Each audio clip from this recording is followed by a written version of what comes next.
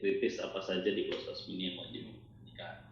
Jadi titik kritis di closed house, kalau kita mengacu pada prinsip dasar closed house ini kan kita menggunakan tunneling system, artinya kita mengalirkan udara masuk dan membuat terowongan ke udara keluar. Artinya itu sudah menggambarkan betapa kritisnya untuk aliran udara tersebut kita harus jaga betul-betul stabil. Artinya dari mulai udara masuk sampai dia keluar dengan kecepatan angin yang harus dijaga dan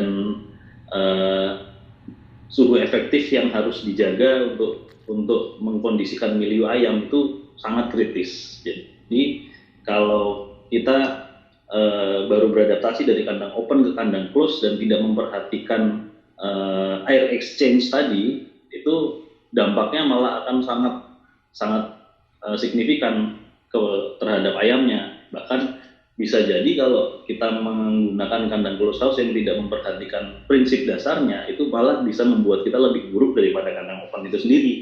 Iya, jadi, betul. Titik kritisnya adalah ventilasi ya Mas, yang kita garis bawahi. Oke Mas Ramadana, terima kasih. Lalu yang ketiga, pertanyaan Pak Irfan, berapa ukuran kandang closed house mini terkecil yang bisa dibuat? Tadi mungkin sudah dipaparkan oleh Pak Dokter tadi, ukurannya 20 kali 7 meter. Nah itu menurut saya itu sudah ukuran yang ideal untuk proses mini.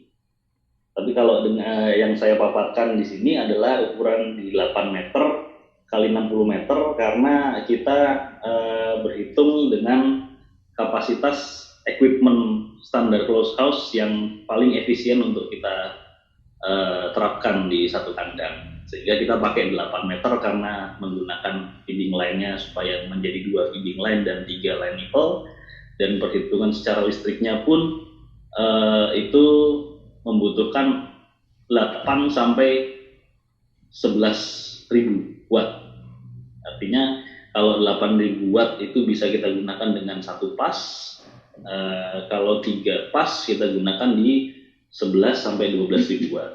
Tapi kalau kita menggunakan kandang satu pas seperti prototipe 1 yang saya paparkan tadi, itu menggunakan satu pas, tapi kita membutuhkan banyak modifikasi seperti inverter dan lain-lain. Jadi pertimbangannya hanya ke kapasitas dan alat yang bisa digunakan di kandang tersebut. Yang keempat, perbedaan antara mini closed house dengan closed house. Wah, ini menarik dan panjang ini pertanyaannya. Pada umumnya saya jelaskan.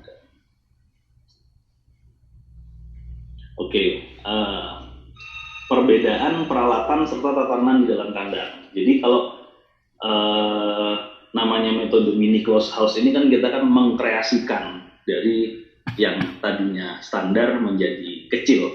Itu kan banyak yang kita kreasikan dari tatanan peralatannya juga banyak yang kita kreasikan. Seperti tadi saya bikin gravitasi jatuh, lalu saya bikin ada sekat tengah tadi, rest area sepanjang kandang untuk kita bisa bikin sekat 8 sampai 12 sekat. Itu banyak sekali kreasi yang kita lakukan, tapi selama tidak melenceng pada kaidah prinsip closed house dan kalau saya menganut standar dan acuan untuk tata laksana manajemen, saya mengacu pada FOPS broiler. Jadi selama tidak menyalahi aturan-aturan yang ada di acuan tadi, jadi kita bisa mengkreasikan seluas mungkin